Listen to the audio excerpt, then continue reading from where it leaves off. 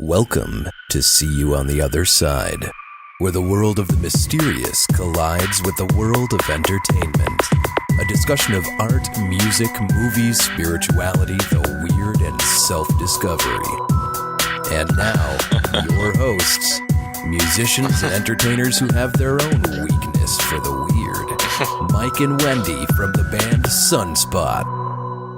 I'm here with my sister Allison from Milwaukee Ghosts. How you doing, Allison?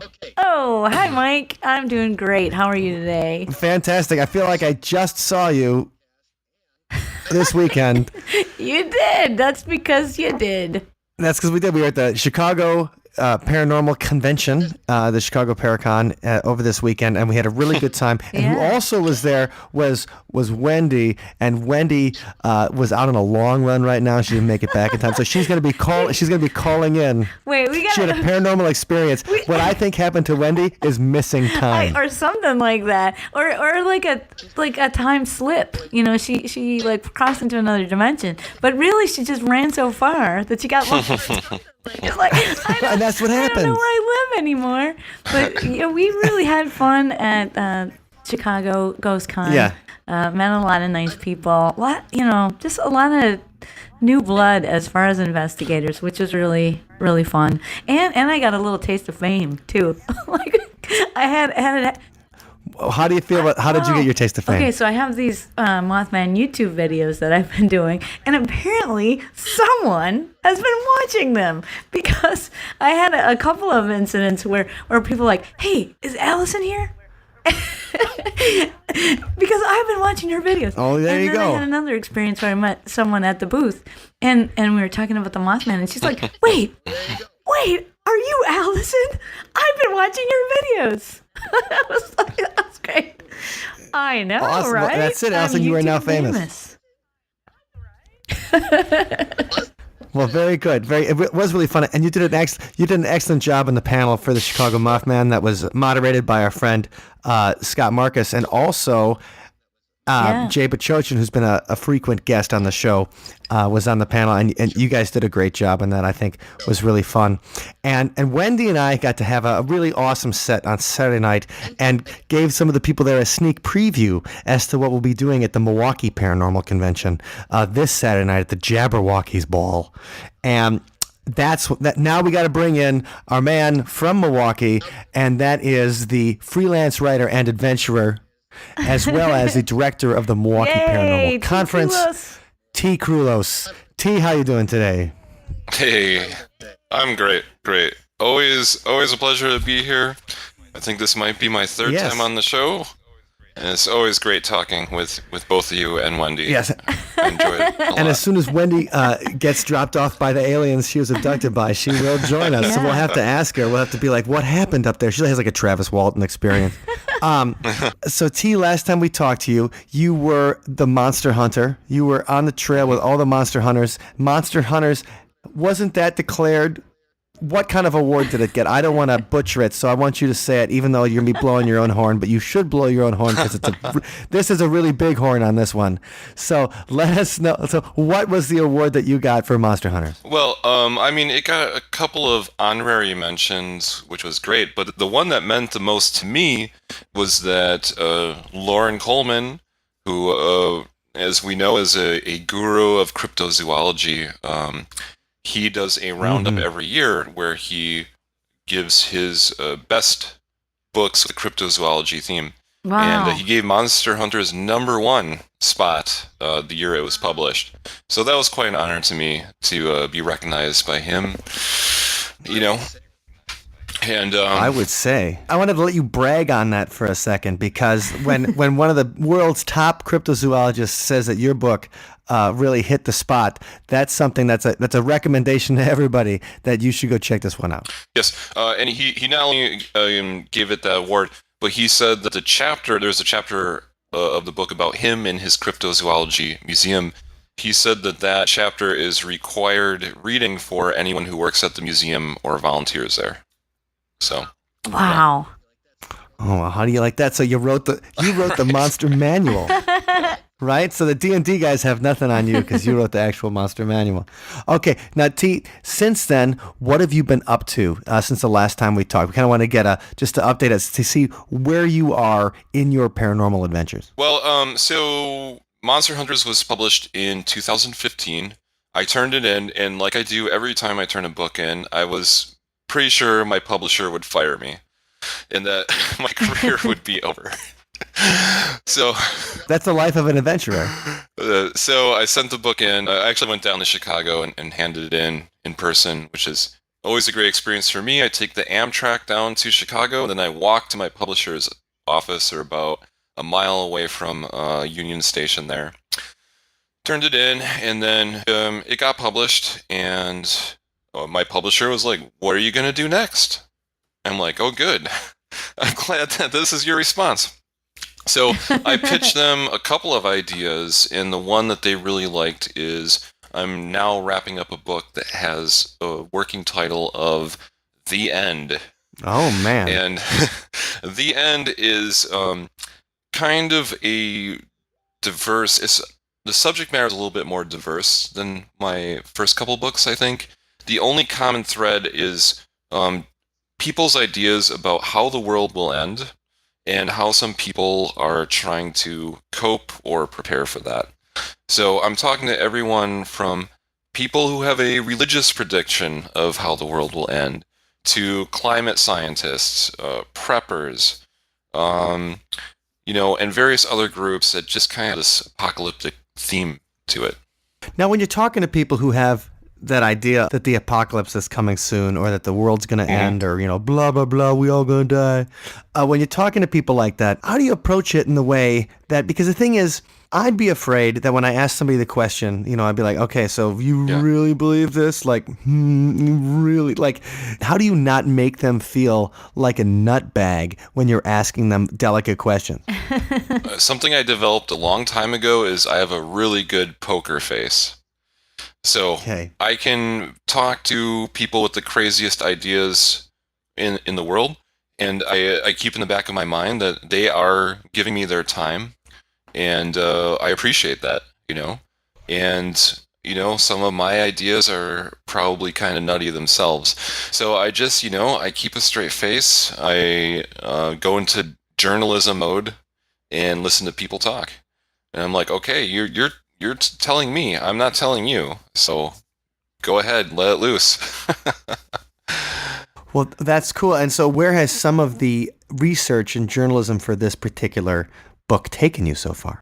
Many places. That's one of the things that I really love about writing my books, is that I get a book advance from my publisher, and then I invest that money into traveling around, meeting people. So you invested wisely. You didn't do my method. Be like, okay, just take a vacation and party or whatever. And be like, hey, thanks for the advance. Like I'll figure out the rest when it comes. So you actually use it. You actually use it wisely to go to the places and talk to the people as it's meant to be done. Well, and it's fun, I mean, well, sometimes. Most of the time, I think all the trips I've taken while writing my books have been an enjoyable experience for me, because I do like to travel, and experience new things. So, yeah, this summer has been, because now I'm on a deadline crunch, so I'm like, you got to do it now. If you're going to do it, you got to do it now. So I've been doing a lot of travel over the summer. The first trip that I took was in June. I went to something called ZombieCon. So there's this really cool group that I really like, and I'm actually a card-carrying member of. They're called Zombie Squad.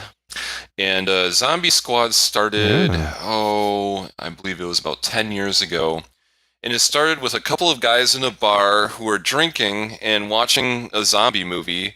And they're like, these people were such idiots, We've all seen these horror movies. People are running up the stairs when they should be running out the front door, And they're like, we would have survived this so much better. And that kind of snowballed, and they started this group called Zombie Squad that started in St. Louis, but expanded to chapters in many different cities. And they basically talk about how they will survive a zombie apocalypse. But they don't actually believe that's going to happen. They think that it's a good metaphor. They think it's a good metaphor, though, if you're prepared to survive that's a a good. zombie That's apocalypse, a good thing. then you're going to have skills that will help you if you're in a situation like Hurricane Irma, or a mass riot, or some sort of other disaster where you will need some basic survival skills. That's great. I think that's fair too, because that whole idea. I mean, like what happens when the grid goes down? What happens when you can't leave your house? And I think a really good movie. I can't remember the name of it now, but there's a really good movie from maybe about almost 20 years ago about the power going out in a small town or like a small neighborhood in California, and what happens when just the power goes out. And maybe it's the Zero Effect or something. Oh, I'll have to look it up. I feel like such a dumbass. But the whole idea is that everyone is so woefully unprepared for just being without the basic necessity of electricity, that without electricity, we would start to turn on each other. Yeah. And I actually read a very frightening book by Ted Koppel. It's called Lights Out. And he talks exactly about that, how the electric system is kind of fragile, actually. And if something like really messed it up, we would be in bad shape pretty quickly. So anyway, Zombie Squad has this annual meetup, and I love this. Instead of your typical convention, like you just went to a convention, there's a hotel and all this, their convention is on this sun-scorched, bug-infested mountain in Missouri that you have to, kind of jump rocks across a river and then climb up a mountain to get to. And they do some workshops up there. They make you earn it. Yes, yeah. It's not, it's an adventure just getting there.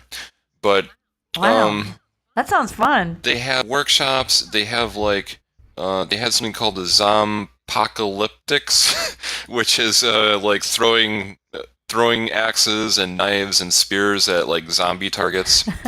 Like in the Olympics. That is so great. Yeah, the Zompocalyptics. Yeah. And so when they do that, though, like they use a dummy, right? They don't just have somebody in like a bulletproof jacket or whatever. Yeah, it's just a target. Yeah. And I remember one time, actually, one of my friends was living in Milwaukee, and he's always been kind of a prepper guy himself. And I went downstairs at his house to like go get something. Like I think he had a beer fridge in the basement. I go downstairs. Is this Brett? He will remain anonymous. I know who it is.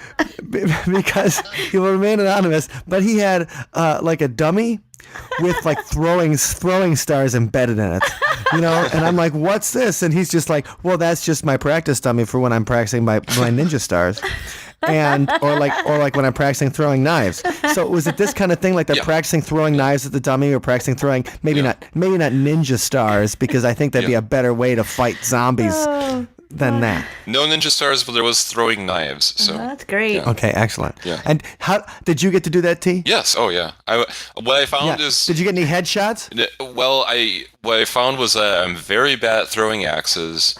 Not good at throwing knives. My strongest weapon was the spear. Oh. I did pretty good with that. How about did you get to shoot anything? The spear. Did they have like a firing range?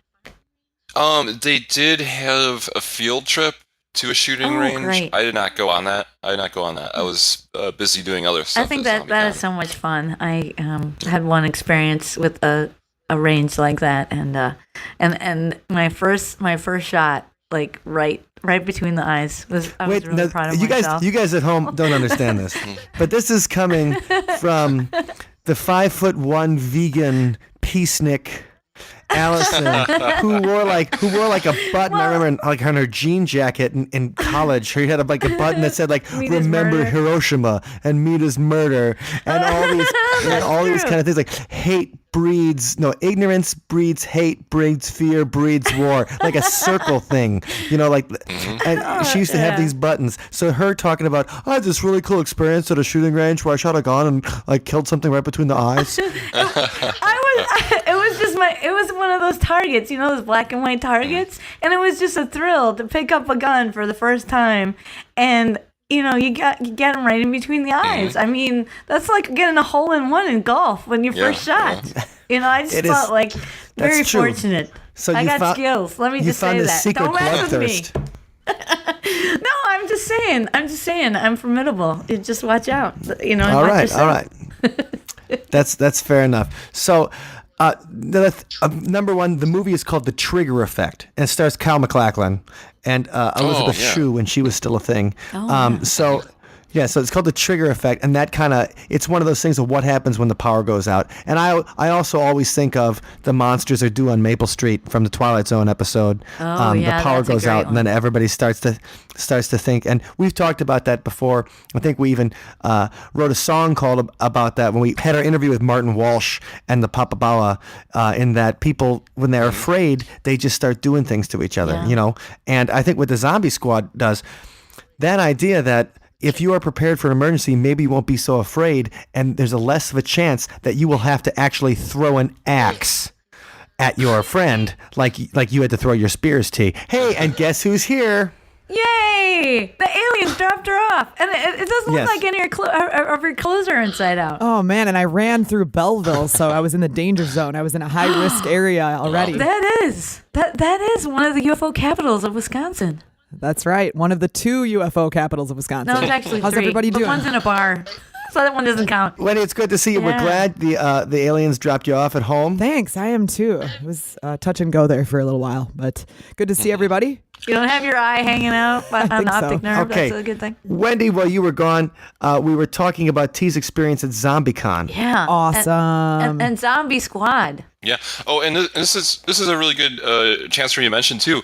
Milwaukee Paranormal Conference. So Zombie Squad has a local Milwaukee chapter, and I've gotten to go to a couple of their meetings and hang out with them. They're very cool people. They are going to be tabling at the Milwaukee Paranormal Conference. Oh, that's great. And they are giving a discussion in the workshop room. It's called Prepping for the Unknown, 11 a.m. till noon. And they're going to talk about ways that you could survive a zombie attack, or if you're attacked by Bigfoot in the woods, like what type of things you should do. It's kind of a paranormal themed prepping session. So I'm really glad that's awesome. that they'll be there, and they'll have information about the group at their table if people want to check it out. Terrific. So yeah, Zombie Squad. Did they ever put out any books? Because I feel like there might have been a book that I got for you, Mike, as a Christmas present. Oh, they did not put that book out. I think I know what book you're talking about. Maybe was that one written by Max Brooks? No, actually, it's a children's book. It's called "She's Not Your Mommy Anymore." Yes, you did. You did get that. Oh, and no. I've already read that to my daughter. Oh my god. She's not your mommy anymore. It It's was just super. It's just a fun thing. And my wife is wondering why sometimes my daughter's extra afraid of her. And, I don't know. She's not home. We read books together. Well, books that's like a She's great Not book. Your And Mommy I thought Anymore. it was done by Zombie Squad. Maybe it's another organization, but it's great because it's just like a children's book. And in fact, I got it from the Milwaukee Public Library when they had their annual holiday book sale, and they have these books from various publishers. There must be like extras. So they sell like a lot of new books for cheap. So you're getting a good tip here for your holiday book shopping. But out on one of the tables, and these are all children's books, was this book, She's Not Your Mommy Anymore. I'm like, this really isn't a children's book. No one really looked at this, did they? And so, but I snapped it up for 50 cents for Mike's Christmas present. Well, it was funny one time too. Actually, our guitar player Ben was over with his daughter, and she saw the book, and she's like, "She's not your mommy anymore." Uncle Mike, will you read that to me? And Ben's sitting there. He's like giving me the finger across the neck. No, I think Zombie Squad, their two biggest media hits. They haven't done any books, but their two biggest media hits were History Channel did a really good documentary about zombies, kind of tracing the origins of zombie stories. And Zombie Squad appears in the documentary talking about their group. And it's a really good documentary. I forget the name of it. I think it's just called like Zombies, a History or something like that. But I highly recommend it. And then they were also, did you guys see Dead Snow? Oh, yes. At all? Yeah. Okay. They made a sequel. They made a sequel called Dead Snow 2 Red vs. Dead. And it's about Russian zombies versus German zombies. And there is a fictional portrayal of Zombie Squad in the movie. They're portrayed kind of as nerds that have like a headquarters in the attic of their parents' house. But then they show up and they completely kick ass and destroy all the zombies, despite being total nerds.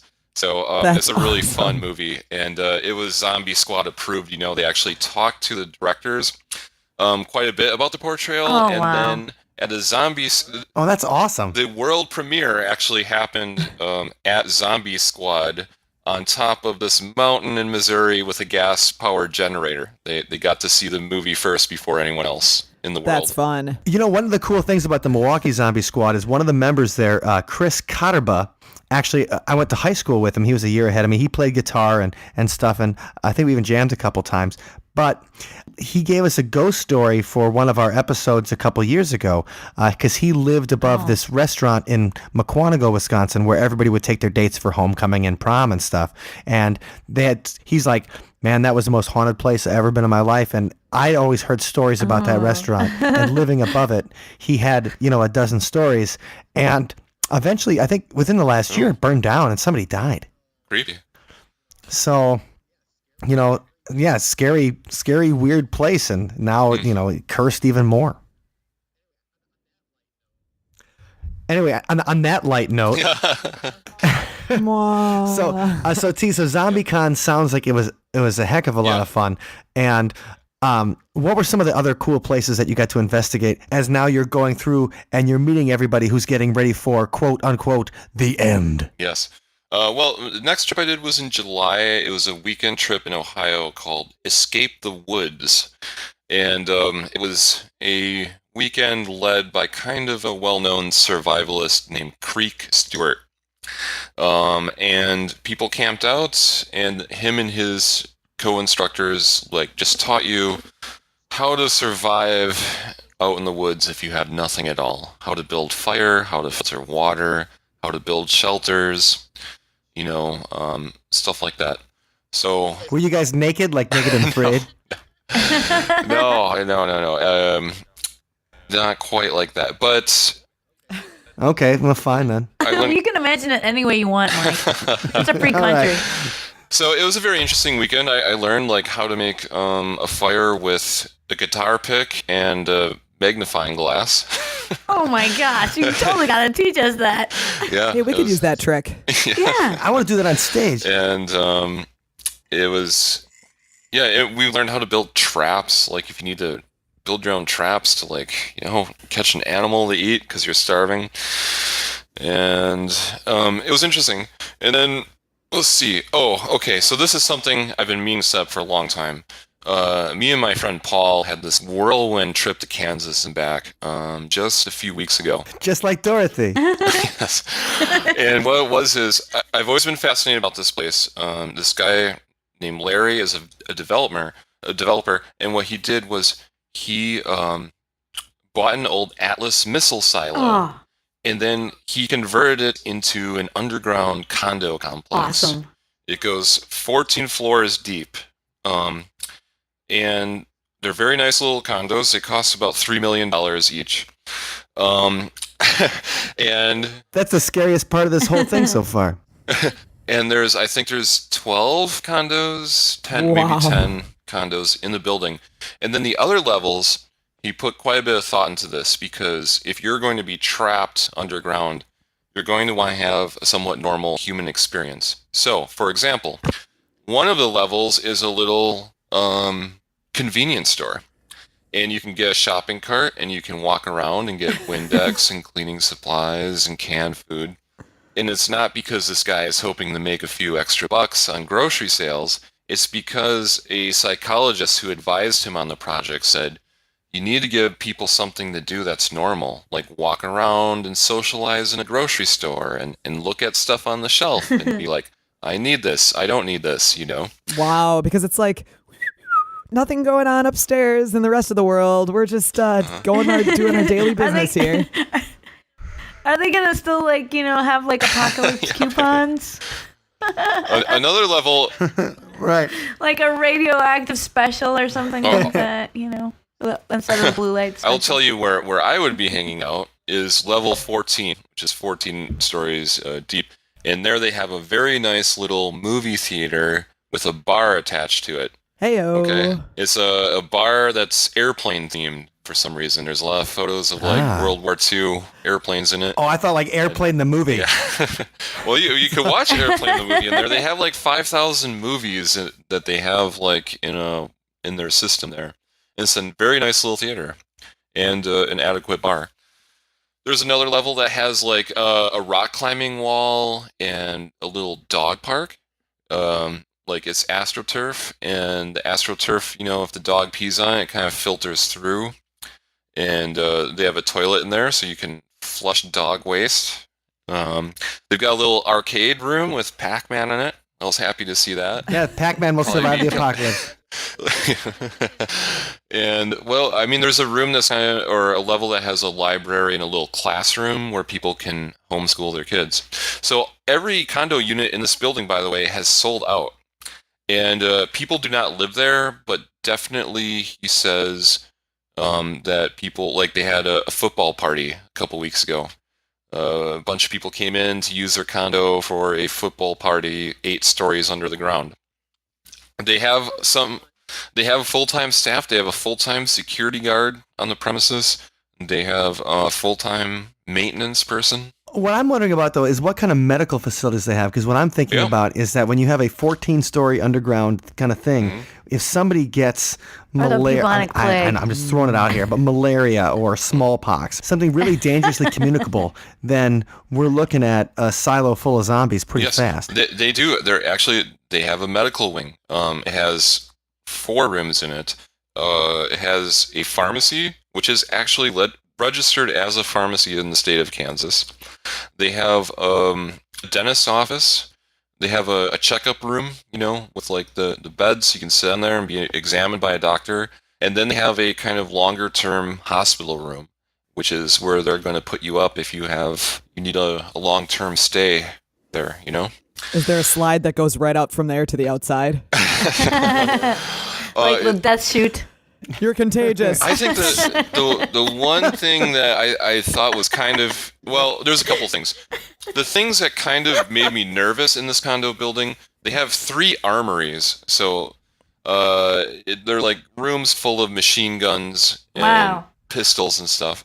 I was like, I don't know. This is kind of making me feel weird, seeing all these guns. Yeah, if anybody in there turns against the rest of the people. Lost their mind, and breaks into the armory. Right. And then the other thing was they have a jail cell in the condo. So if someone does lose their mind, then they can be locked up in this standard 1-room cot and toilet jail cell. Send them to the brig. Scary. Yeah. Well, actually, that's very humane, I think, because you think in most post-apocalyptic societies, you don't have room for rehabilitation. If somebody breaks the mores of the group, they either get exiled or they die. Yeah, send them through the death chute. They're going down the slide.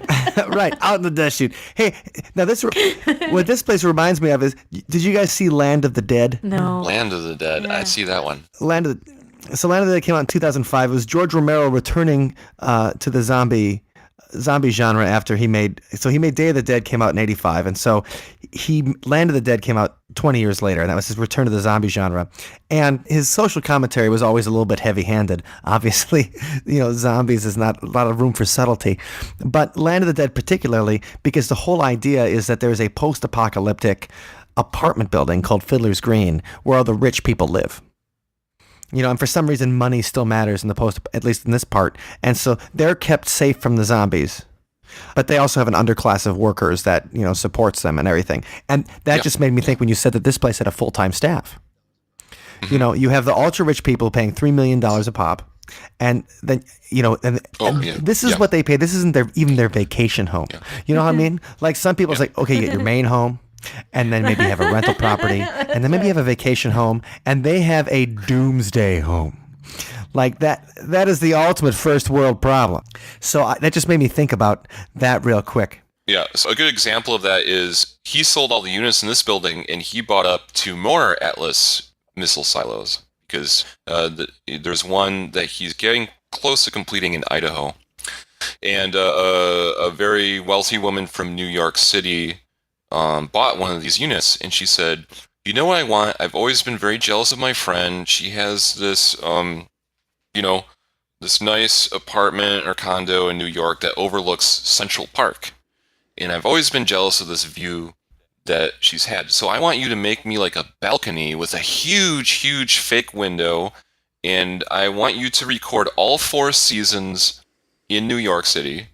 So there can be the progression of the city, the city, and I want the noise, I want the cars honking and all of that.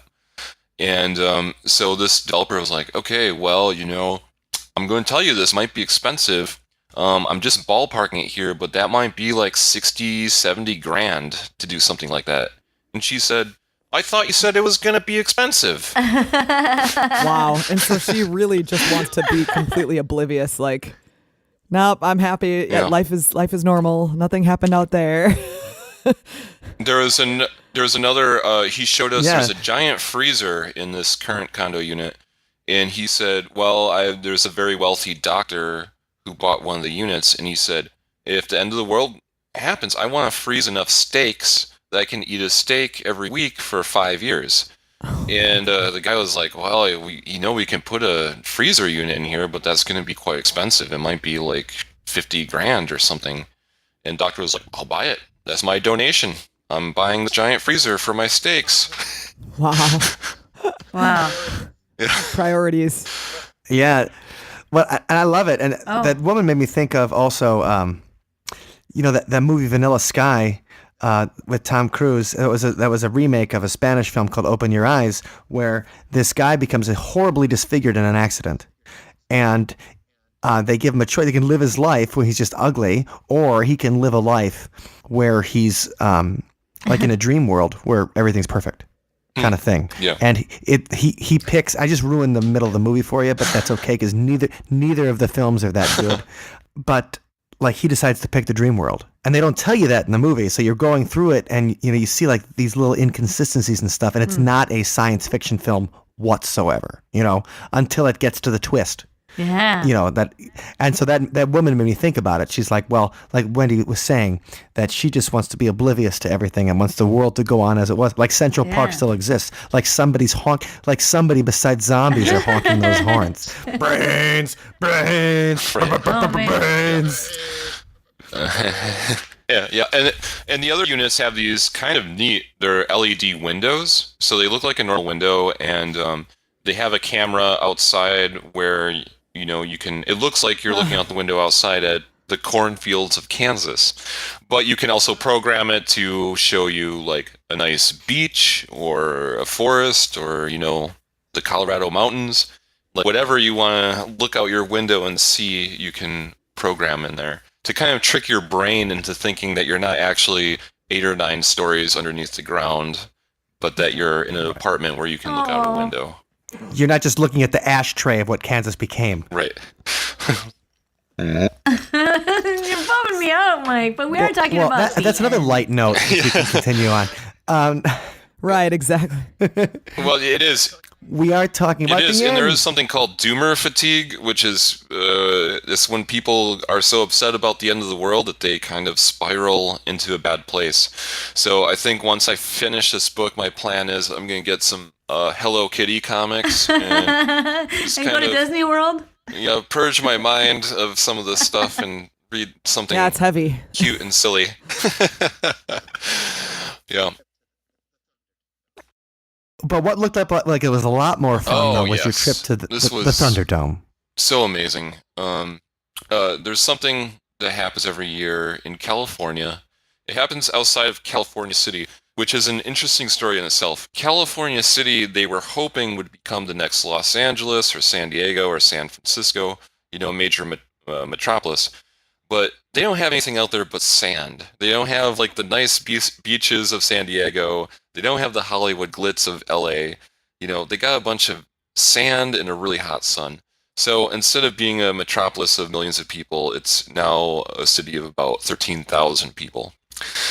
Anyway, outside of California City, out in the desert, there's an annual celebration called Wasteland Weekend. And my short description of that is it's like the Burning Man of the damned. It's about 3,000 people all dressed up like they're in a Mad Max movie. There's a lot of gearheads who make Mad Max style vehicles that they parade around in. They have music. They have gladiator cage fights. They do this very interesting sport that's called juggers, which is kind of like footballs, but with a dog skull. Sweet. They do have an actual Thunderdome where you can sign up, and then they put you on a swing, and you try to knock your opponent off the swing with a giant foam bat. So it's like American Gladiators Thunderdome. Yeah, yeah. They have like a little village set up that has they have their own radio station. They bring an antenna out there, and they have their own FM radio station there. They have these little nightclubs that are like structures built out of junk, where you go in there and get a drink and watch a burlesque and sideshow performances and music.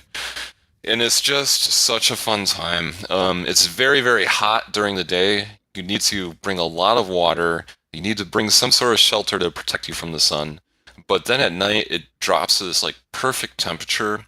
And I remember probably one of the most fun nights of my life was just walking around back and forth in a loop between like the cage matches, the bands playing on the stage, the Thunderdome.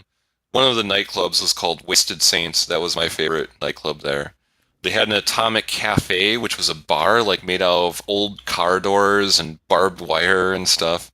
And so I was just walking around over and over again. Oh, and then I forgot, this is one of my favorite parts too. There's a stage called the Exxon Valdez, which is, I don't know how they got it out into the desert, but it is a big-sized shipwreck that they dragged out to the desert somehow. And they have like a DJ booth set up in a smaller boat. So they're spinning tunes. And then there's all these kind of sexy ladies just dancing on top of the ship. That sounds amazing. And there's a huge bonfire in front of it too. Huge bonfire. Is this annual then? That's so cool. Yes, every end of September it happens. Oh, every it's end of year. September again. I mean, Yeah. I want it to be like in the summertime when they can go. Bummer. Summertime. Did you have to stab anyone for gasoline? Was Tina Turner there? There was someone dressed as Tina Turner from it was great. It was great. The costumes are just amazing. Hell yeah. So summertime you'd burst into flames? Summertime you would not be able to survive out there, I don't think. Yeah. Oh, Okay, darn. it was average 90 to 94 degrees at the end of September out there. Wow. So summertime, I can only imagine it's 110 plus degrees out there during the day. Well, that sounds like it was pretty awesome, T. And, you know, we know you've been working on that. That's one of your big project this summer. But your next biggest project is something we alluded to just a second ago, and that is the paranormal convention that's going to happen in Milwaukee this weekend. Yay! Friday the 13th weekend, Milwaukee. So give us a little rundown. And also, did any of your experiences as you were researching the end affect like how you programmed or how you approached the convention this year? Was it because to all these doomsday preppers, we're like, we got to do this because it might be the end of the world? Better party now. That was the Wasteland Weekend message: is you better party now because the world might be over anytime. So, have some good experiences, which I hope Milwaukee Paranormal Conference will be. Yeah. It's so breaking it down. Friday the 13th is kind of a party night. We are having the Friday the 13th Fest at the River West Public House where I work, and this is our third one actually. I organize it with this awesome performer and tarot card reader named Scully, and she books the talent and she's very good at it. So we're having some kind of sideshow burlesque performances and then some music performances. And you know, Scully has great taste because every time on Facebook she posts shirtless pictures of William Shatner. Yes, she loves William Shatner. Yeah. Yes. Yeah. Later that night at midnight, this is so cool. David Parr's Midnight Magic Show at the Haunted Brumder Mansion. Ooh, yeah. And if people listening are not familiar, David Parr very recently was on Penn and Teller Fool Us, and he fooled them. He had a really awesome trick, and he said that he developed that trick because he had broken his leg and was laid up for months. And so Penn and Teller said, okay, we can figure out your trick, but you're going to need to break our legs so we can also, have that amount of time to figure it out. And he did. It was horrifying. Well, and actually, T, we had him on our podcast. if anybody wants to hear more about that story, he was on episode 158. So we had a good conversation about him, and it was really interesting to hear how the actual experience was from someone behind the scenes who was on it, and not just on it, but like who actually fooled him. Pretty sweet.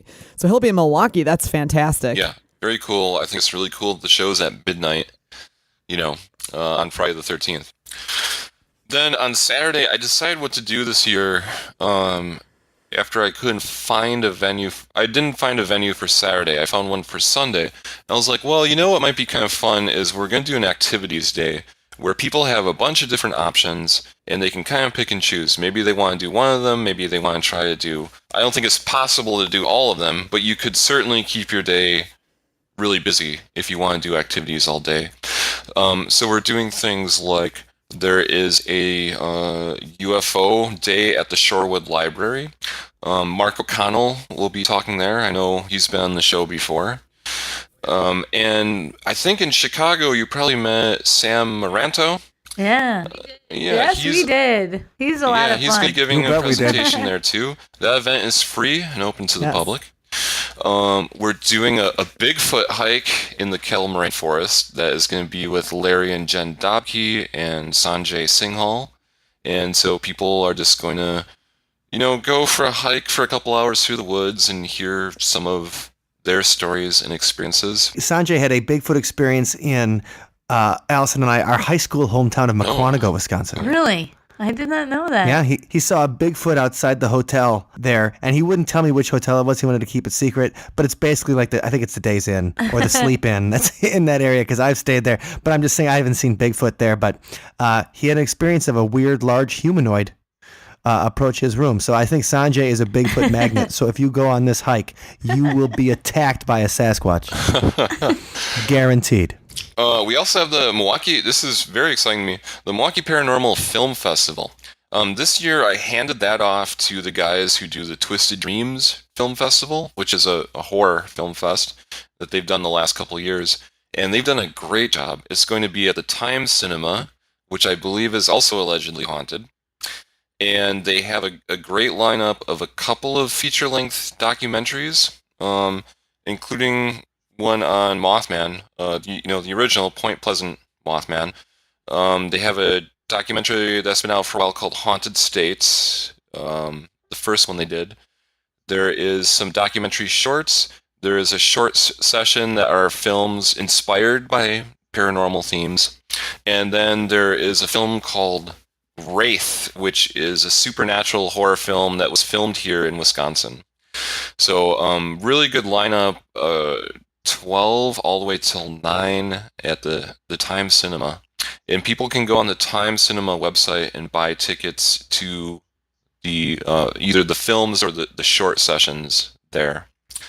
And then tours, you guys are participating in that. So Milwaukee Ghost Tour, Waukesha Tour will be available for people. Let me just recommend the Waukesha Tour. It's solid. I highly recommend it. Yeah, Wendy knows very well because she knows it by heart. That's and she's right.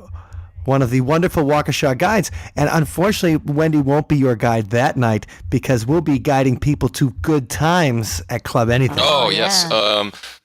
So last year we had a very fun show, the Ravens Ball, and I decided to do a sequel to that this year, the Jabberwockies Ball. So there is an Alice in Wonderland theme for the evening, but Sunspot's going to be performing. That's awesome. Yeah, we'll be going as the Caterpillar. Did I ruin the surprise? Well, there is a costume contest. Best Alice in Wonderland inspired costume is going to win a prize. And the costume contest last year was awesome. There were some really impressive entries. Yeah, I couldn't believe it. Yeah. I was humiliated with my costume. Was like I thought I was putting on pale makeup and ended up being silver. So it's like, hey dudes, I'm the spaceman. Hi. You were like the zombie version of the Tin Man. Right. Yeah, I'm the spaceman. What a dope. Brains. And then we got, Astral Sub-Astral is a band, and they're giving sort of a one-song musical performance where they're going to do a performance of the Jabberwocky poem. Wow. Which they showed me a video from their practice, and it's really cool. It's kind of like a Latin jazz version of the Jabberwocky. Wow. Is the best way I can describe it. Lewis Carroll did not see that one coming. And we got some Tamarin tribal belly dance are going to return. They Oh, were yay! at the ball They're last so year. freaky. I love them. Yeah, they're really great. I'm really glad they're returning. The Milltown Kings are a drag king group, and they are going to do a performance of The Walrus and the Carpenter, which is a poem from Alice in Wonderland. Oh, yes. So wait, drag kings. Yes. Fantastic. Girls are dressed up as guys. Yes. Okay, just making sure. I never heard that expression before. Yeah. Oh. Yeah, well, I mean, I You when live I'm such a usually hanging out sheltered with life, people, Mike. because I usually hang out with the guys that dress up as girls. Milltown Kings, they've been a performance group now for a long time. I'm gonna say over 10 years, maybe more like 12 or 15 years. They usually Well, that perform sounds at like it's gonna be Miramar fun. Theater here in Milwaukee. And then rounding out tonight, we have the Pirate Twins is the name of the DJ duo, and it's DJ Lady Scary Sarah and William Faith, and they are kind of well known as goth industrial DJs in Chicago. They have a pretty good following there, so they will be up there, and people can dance like they're partying fog out on the dance floor to some good tunes, good spooky tunes. Yeah. That's a pretty awesome lineup. I mean, that's a lot. Well, it's like the whole city is being taken over, or the whole southeastern Wisconsin is being taken over with a paranormal party for Saturday. So if you guys are anywhere near that, get your ass out. Yeah, and people should go to our website, MilwaukeeParacon.com. There's a schedule tab, and if you scroll through the schedule, there's links to where you can buy tickets to the individual events, including the main conference, and some little blurbs that will describe. I don't even have time to go through everything. There's a lot going on. There's a Forest Home Cemetery tour in the morning. There is our good friend Kat DeFala is an author, and she is hosting a coffee meetup at Anodyne Coffee here for people interested in writing paranormal-inspired fiction. So it's this kind of, you can sit down, have coffee, and meet fellow writers and talk about your ideas and your projects and stuff like that. So a lot of cool events going on all day Saturday. Check out the schedule tab. On Sunday, what do you think are a couple of highlights from the panels and the presentations? Like, so the Paracon this year, what's kind of new that you're excited about? Yes, Sunday is our main conference day. We're returning to the Irish Cultural Center. Is going to run from 10 until 5. We've got the main speaker room, like we did last year in Hellamore. We're doing the Paranormal Pub Series again in the basement bar. We have a workshop room on the ground level. And then this year we're also utilizing, there's an upstairs space, and that's going to be our second vendor room. And also we're going to have a food vendor up there. So we're making full use of the building this year, and lots of cool stuff. We're keeping it pretty local, and a lot of familiar faces returning, like Allison. Yep, I'll be starting it out. And Allison, what are you going to talk about this year? Well, this year, so every year I talk about Milwaukee Fortiana, but this year is a little bit different in that, I'm going to be giving you some great paranormal stories, but I'm going to be giving you some stories that are associated with researchers that have gone before us, because I think it's really important that we learn, who went before and what they were able to discover, so we don't lose their research. So I've been doing a lot of investigating, over the years, and found people that really inspired me, and that everybody in Milwaukee should know about. Well, give us an example, Allison. Who inspired you, and give us a quick weird thing about him. All right, so this summer I went to Atlanta because Don Miller, who was actually a professor at UWM, was also very into the paranormal. And just like I do now, where, I go around and I do talks, paranormal talks. He used to do them back in the day, in the 70s and 80s. And he made a lot of amazing discoveries. He was also part of the Horicon investigation, the haunted Horicon investigation that we know of from our childhood. And actually, I have a slide of the haunted bunk beds that go with that story. You know, if you watched Unsolved Mysteries, that seminal ghost episode, they talked about the haunting at the Horicon Marsh of a young couple's house, and it turned out to be the bunk beds that brought the ghost in, apparently. And you can see the screen capture of what the Unsolved Mysteries believe the bunk beds look like, but I have the slide of the actual bunk beds. So what was so evil about the bunk beds? We're like, they were cursed. Like the ghost went along with them. It was one of those cursed objects. So did they get them from what did Don find about the bunk beds? Did they get them from just like It was resale. It was a resale bunk beds. Yeah, resale bunk Did beds. he go into and find out like where they were originally or something like that? Or like they bunk beds in like an orphanage where kids were horrible to each other or abused? I don't know if they were ever able to really track that down, but I will check into that and let you know what I find. But yeah, there were so many amazing paranormal researchers that we've lost over the years. And I think it's so come to Allison's presentation because you will see pictures of bunk beds. Well, no, you're gonna learn stories from the past that are really, really weird, and you're also gonna learn about the investigators who brought those discoveries to us. Okay, that sounds good. So make sure. What time is that, Allison? 10. We're probably gonna start a little bit later than 10. We're gonna do doors at 9:30, and we'll probably start at like 10:15, I would say, so people get a chance to get through the door. Okay, so 10:15 in the Hallamore. And go to church early on Sunday, everybody, so you can get there by 10 o'clock. Now, T, are you presenting all this year? It's like it used to be a church. So why go to church? Just there come you to the go. Hallamore, which was once the Grand Avenue Congregational Church. It's beautiful. And you can even sit in a pew while you hear Allison talk. Yes. Yeah, so it will be like a religious experience. Yeah. Now, T, are you presenting it all this year? I am not giving a presentation myself. I'll be emceeing.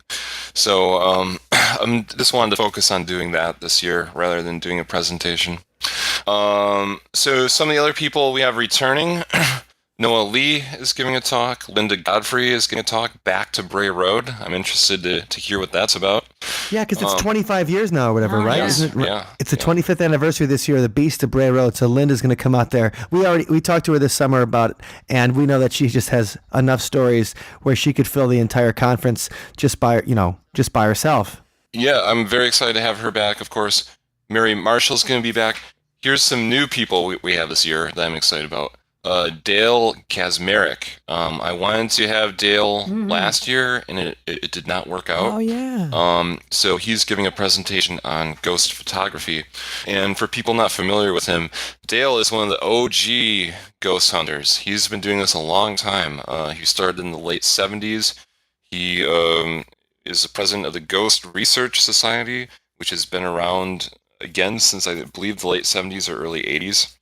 And he's based out of Chicago. Very glad to have him up here to give a presentation. Now, Allison, I think the first time we saw Dale in person, like I hadn't heard of him before, but you had a whole bunch of nice things to say about him. So absolutely. What was it about Dale that struck you as either more genuine or an excellent researcher, or speaking as someone who is now an expert on the researchers of the past? Yeah. Well, he's a researcher of the past. So what did you like about Dale? He's a researcher of the past and the present. And Wendy and I hung out with him for the past 2 weekends. So, after next weekend, I think we're going to really miss Dale because we see him every weekend. Yeah. And he is, his booth at these conventions, it is a veritable library. He's got so many books that he's written. It's really amazing. So it's fun to go and see all the different and he's just been involved in so long and seen so much. That he can lend experience to the pursuit. All right. So for that one too, you bums.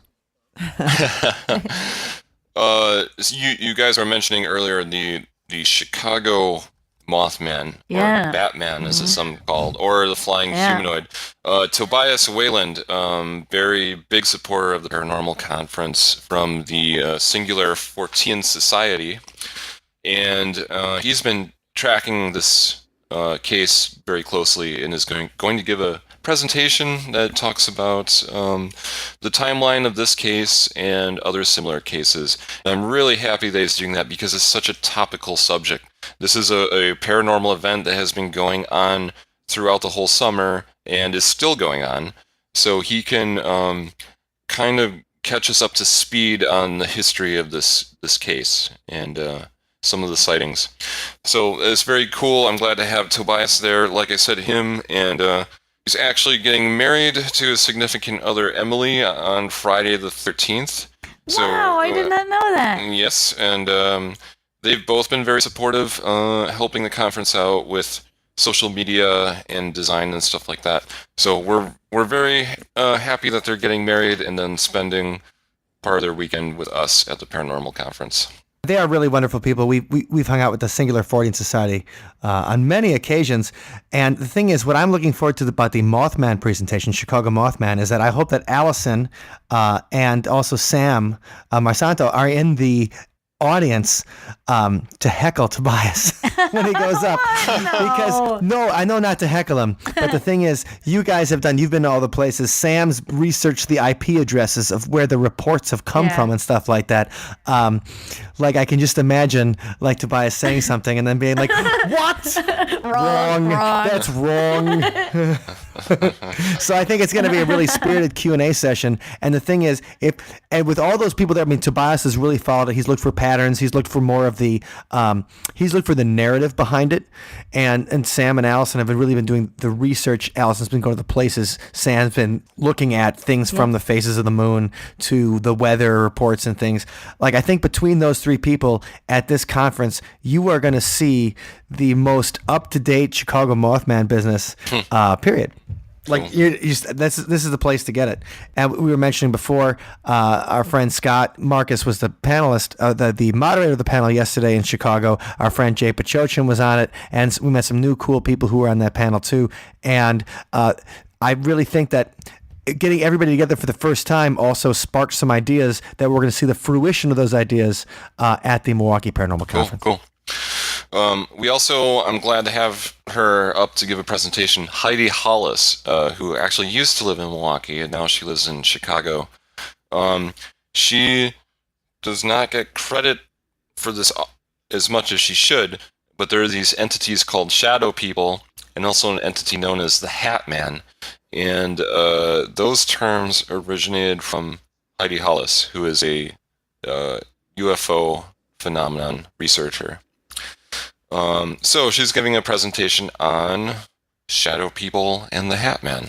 Sweet. And isn't it unbelievable that all these people come from southeastern Wisconsin? I just mean, like, when you think about between Mark O'Connell's book on Jalen Hynek and Heidi Hollis talking about the Hat Man and the Beast of Bray Road, like, leading cryptozoologist Linda Godfrey, like, everybody's from this small area of weirdness in southeast, and right, and all of us, not to forget, are from this small area in southeastern Wisconsin too. And so, how did this area become a portal to the other side? Yeah. Like, it really, totally, I think we really do breed weirdness out here. It's in the genes. So, okay, so where can people get tickets to this awesome paranormal conference, T? Because I know they're going to want to go. If you're anywhere within 4 hours and you don't come, you're an idiot. Go to MilwaukeeParacon.com. You'll see that the schedule is it's sticky on the front page of the website, and there's also a schedule tab, and you will find links for the individual events and for the Sunday conference. So MilwaukeeParacon.com is where you can get tickets. Okay, that sounds good. And when can people expect to see the end come out? The end. I'm wrapping it up and is going to be out in 2018. I believe it's maybe a spring release. I'm not 100% sure. Depends on how smooth the process goes. But I am very close to having it done. And like I say, I mean, it's been a very interesting experience. At the same time, it's been a heavy experience at times. There's some people that I've talked to, like, especially like climate scientists, and you're like, this is really kind of scary. Like, how close to a tipping point we really are. Well, what did the climate scientists tell you? If we can give people some kind of tip, like what was the climate scientist's number one pick? Was it like don't use hairspray, drive less? Was it like stop eating gassy foods? No, my favorite. So he's called a rogue climate scientist or a climate scientist. His name's Guy McPherson. I went and saw. He gave a talk here in Milwaukee, actually at the Unitarian Church.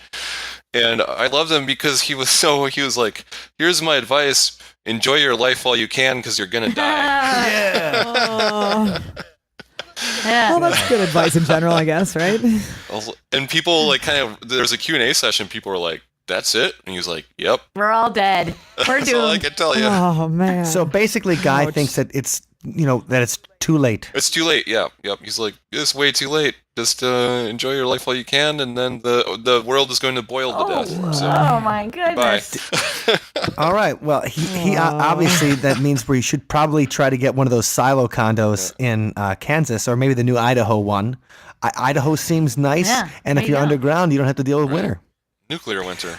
Right, especially when it's a nuclear winter. Okay, so T, did you talk to any climate scientists who might have been a little more cheerful or hopeful or less like, we all gonna die? No, I heard there are interesting ideas about how you can try to turn the tide, which would include like trying to reduce the amount of sunshine. So maybe firing something up into the atmosphere that will block out the sun sometimes, stuff like that. It's something there's a lot of people thinking on, certainly reducing the amount of emissions would be helpful, but unfortunately there's not a lot of serious progress. Well, we'll call Elon Musk. We'll have him on the show and be like, Elon, will you please save the world? And he's like, okay. Hey, but I have another question about the scientists. So you talked about climate scientists, but what I want to know, T, is if you were able to locate any evil scientists that might want to bring about the end of the That world. one thing about. Like any Bond villains. yeah. Did you run into them in your research? I mean, I think that we have at least a few world leaders who are like Bond villains now. It's kind of like Bond villain versus Bond villain, Like, I mean, especially recently with Trump versus Kim Jong-il, it's kind of like you're one insult away from me pressing this button. Oh my God. Don't make me press the button. Yeah. Rocket Man. I love that he calls him Rocket Man too. Yeah. He even gives Kim Jong Un, he even gives Kim Jong Un a little nickname, and it's just great. At least it's great for headlines. It may not be great for the poor people of North Korea who have to endure living hell every day in worship of some despot, and then we're just gonna blow the hell out of them. It kind of makes me sad. I mean, it's Man, it's you're a bringing time. us down, Mike. I wanted to talk about evil scientists. It's a time where a lot of people, I think, have legitimate concerns about, the world as we know it ending. So I think this is kind of a timely book because it's a lot of people have these fears. So I think our best advice we can give everybody is save up $3 million as quickly as you can. Yes. So T, fantastic. Thank you very much for joining us today. We always appreciate your time. We encourage everyone to check out the Milwaukee Paranormal Conference, everyone to check out your old books, Monster Hunters, and Real Life Superheroes. And we will talk more about your new book when it launches. But a lot of fun, and thank you very much for catching us up with the cool stuff. Can't wait to see you next weekend. Yes, it's going to be fun to see you guys at the conference. Always a great time just having all of these interesting people together under one roof. Yeah, the weirdest people on the planet Definitely. live in southeastern Wisconsin. So T, if people want to buy your books, where can they go buy your books? Oh, you can find them online. My publisher is Chicago Review Press. So they sell the books through their website. You can order them pretty easily online, and they're still out there in bookstores too. So just do a Google search. Heroes in the Night and Monster Hunters were my first 2 books. So, and also I should point out my website, tkrulos.com. I'm not always the best at updating my website there, but there is some more information on the books, and It forwards to GeoCities. no, not that bad, but you can read some old blog entries and find out more information about my books on my site. Fantastic. And you can also hear T. Yes. T, you're one of the most frequently returning guests on our show here. You were on episode 25 and on episode 73. So if anyone would like to check those out, they're all available in our archives at OthersidePodcast.com. Well, thank you, T. Thank you, Allison. We'll see you both this weekend. Yeah. All right, thank you. Looking forward to it. Thanks for having me. I remember when I was in college, my roommate, who is now a physician, a well-educated guy, came up to me and said, I really feel like the end of the world is going to come in our lifetime. I feel like something's going to happen to us. Wendy, you ever felt like that? Not really, no. Yeah.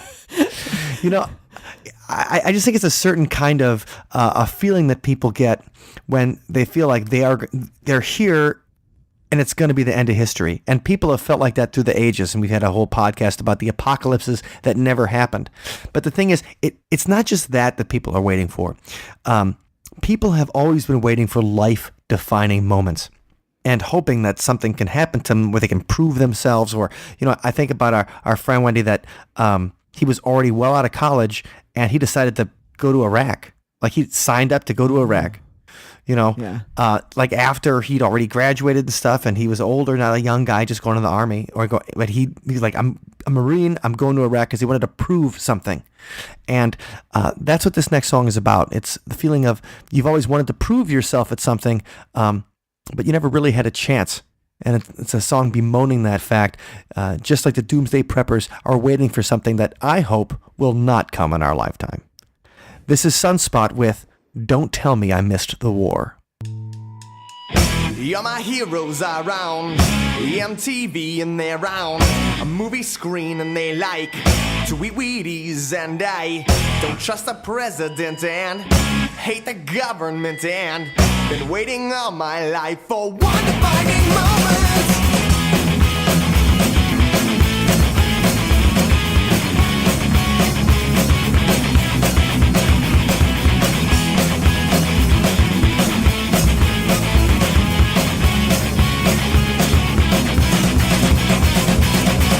Tell me what to do with all this aggression I feel. Cause self-repression just leads to more depression, and I don't wanna be another wheel in human traffic. I want to prove myself, but I am just a demographic. So tell me what to believe and I will follow. Just tell me what to think. I know you're always right. Disillusionment is payback. Never having to put up a fight. Don't tell me I miss the war. Don't tell me that it's all over now. Don't tell me I miss the war. And I don't know how. I got so jaded and I don't know why. Independence is so overrated. Don't tell me you miss the war.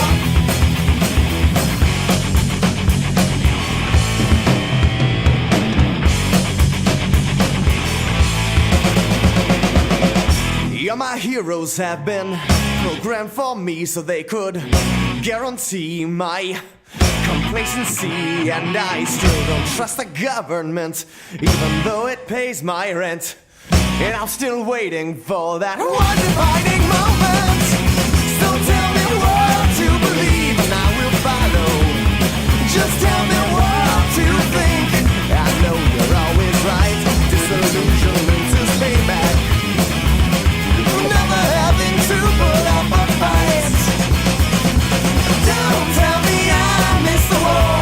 Don't tell me that it's all over now. Don't tell me I miss the war. So please just don't tell me I miss the war.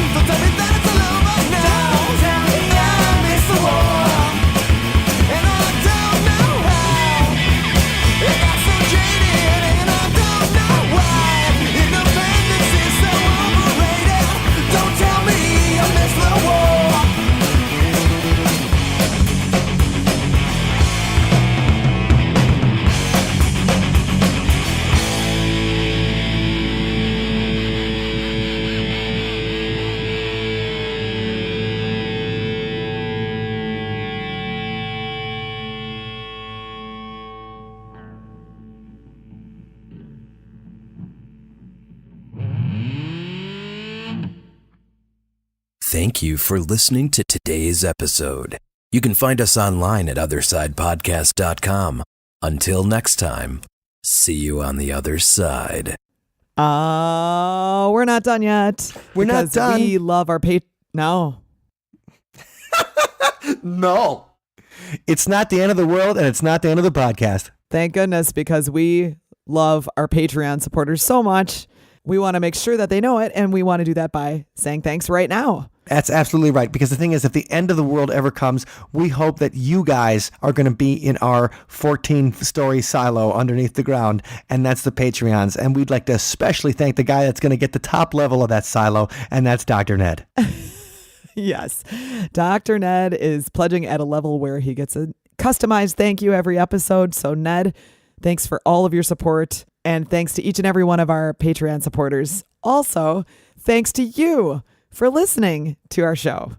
And if you guys want to come up and say hi at the Milwaukee Paracon, Wendy and I are going to have a booth. Allison's going to be there. She's going to have a booth too. And we're just going to have a good time. And we can't wait to have a beer with you or talk about some weird paranormal stuff with you in person.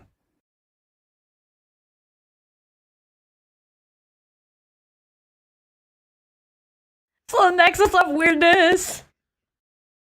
I got scared. I was on the Badger Trail, and there's this tunnel like south of Belleville, and I started going into it, and it was pitch black, and come to find out it's like a quarter mile long in just pitch black tunnel. So I started going, and then I heard big wings flapping, and like this massive bird went flying out, and I screamed super loud, and then I turned tail and I ran back out, and then I had to try to find a different route. Yeah, it was super scary. It was like terrifying, but anyway, it was kind of dumb on my part.